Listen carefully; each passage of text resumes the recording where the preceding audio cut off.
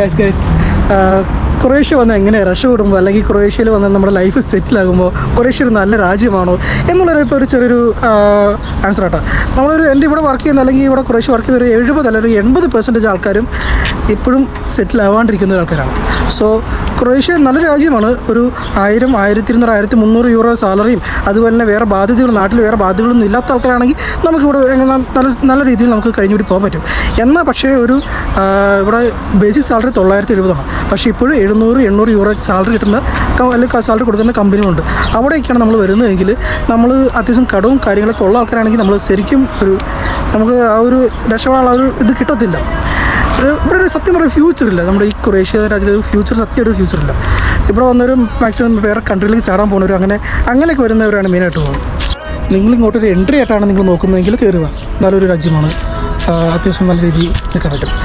ഇനി എന്നിട്ട് വേറെ കൺട്രിയിലേക്ക് മാറാൻ പറ്റും. വേറെ കൺട്രി എന്ന് പറഞ്ഞാൽ സ്റ്റാൻഡേർഡ് കൺട്രികളിലേക്കല്ല, ജർമ്മനി, നോർവേ, ഫിൻലൻഡ് അങ്ങനെയുള്ള ചില രാജ്യങ്ങളിലേക്ക് നമുക്ക് പെട്ടെന്ന് മൂവ് ചെയ്യാൻ പറ്റത്തില്ല.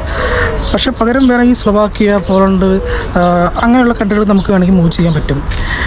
ബാക്കിയുള്ള കൺട്രിയിലേക്ക് വേണമെങ്കിൽ നമുക്ക് A1 വിസ എടുത്ത് അവിടെ എംപ്ലോയർ നമ്മളെ ജോലി തരാൻ റെഡിയാണ്. അങ്ങനെയൊക്കെയാണെങ്കിൽ മാത്രമേ നമുക്ക് അങ്ങോട്ട് പോകാൻ പറ്റത്തുള്ളൂ.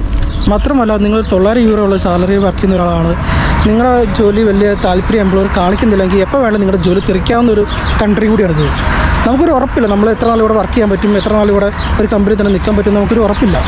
എത്ര നാൾ ചിരിച്ച് കളിച്ച് നിന്ന ഒരു എംപ്ലോയർ പെട്ടെന്ന് വന്നിട്ട് നിനക്ക് ജോലി ഇല്ലെന്ന് പറയുന്നൊരു സിറ്റുവേഷൻ ആലോചിച്ചിട്ടുണ്ടാകും. ഒരുപാട് കണ്ടിട്ടുണ്ട്, ഒരുപാട് പിള്ളേരുടെ ജോലി ഇങ്ങനെ പോയതും കണ്ടിട്ടുണ്ട്. പിന്നെ എന്താണ് ഞാനിപ്പോഴും ഇവിടെ നിൽക്കണമെന്ന് ചോദിച്ചു കഴിഞ്ഞാൽ 4 വർഷമായി. ഒരു 1 ഇയർ കഴിഞ്ഞ് PR ഒക്കെ എടുത്ത് ഇവിടെ ഏതായിട്ടുള്ള വേറെ കൺട്രി PR കിട്ടിയാൽ പിന്നെ അറിയാമല്ലോ, നമുക്ക് നൈസായിട്ട് വേറെ എങ്ങോട്ടൊക്കെ മൂവ് ചെയ്യാൻ വേറെ കുഴപ്പമൊന്നുമില്ല. അതൊരു പ്ലാനും കൂടെ നിൽക്കുന്നുള്ളൂ. അല്ലെങ്കിൽ ഞാൻ വേറെ ഏതെങ്കിലും കൺട്രിയിലേക്ക് ചാടിപ്പോയേനെ. പക്ഷേ വേറെ ഓപ്പർച്യൂണിറ്റി വന്നില്ല. സത്യം പറഞ്ഞാൽ നമ്മളിവിടെ നിന്ന് വേറെ ഓപ്പർച്യൂണിറ്റി ഈസിയായിട്ട് കിട്ടത്തില്ല. അതുകൊണ്ട് ഇപ്പോഴും ഇങ്ങനെ സ്റ്റേ ചെയ്ത് നിന്നത്. നല്ലൊരു ഓപ്പർച്യൂണിറ്റി കിട്ടിയാൽ ഇപ്പോഴും ചാടാനുള്ള ആഗ്രഹമുണ്ട്, പക്ഷേ വെയിറ്റിംഗാണ്. സോ അതുകൊണ്ടാണ് ഞാൻ ഇപ്പോഴും പറയുന്നത് ഈ ക്രൊയേഷ്യ എന്ന് പറഞ്ഞൊരു ഫ്യൂച്ചറില്ലാത്ത രാജ്യമാണ്. ഇവിടെ നിന്നിട്ടൊരു കാര്യം നമുക്ക് ഉണ്ടാക്കാം, അല്ലെങ്കിൽ നമുക്ക് നിന്നിട്ട് കാര്യമില്ല. ഞാൻ നിങ്ങളെ നെഗറ്റീവ് അടിച്ച് എന്താ പറയുക കയറി വരാണ്ടിരിക്കാനുള്ള ഒരു ഇത് പൈന ഉണ്ടാക്കുന്നതല്ല, ഇവിടുത്തെ സിറ്റുവേഷൻ കാര്യങ്ങൾ പറഞ്ഞിട്ടുള്ളൂ. ഓക്കെ, ശരി ഗൈസ്.